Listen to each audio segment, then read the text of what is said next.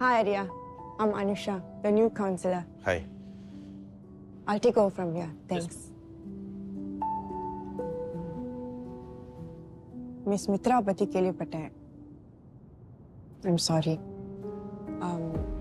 நான் தான் அவங்களுக்கு பதிலாக வந்திருக்கிற புது கவுன்சிலர். அவங்க தான் இந்த டோர்னமெண்ட் ப்ரோக்ராமை மேனேஜ் பண்ணாங்க.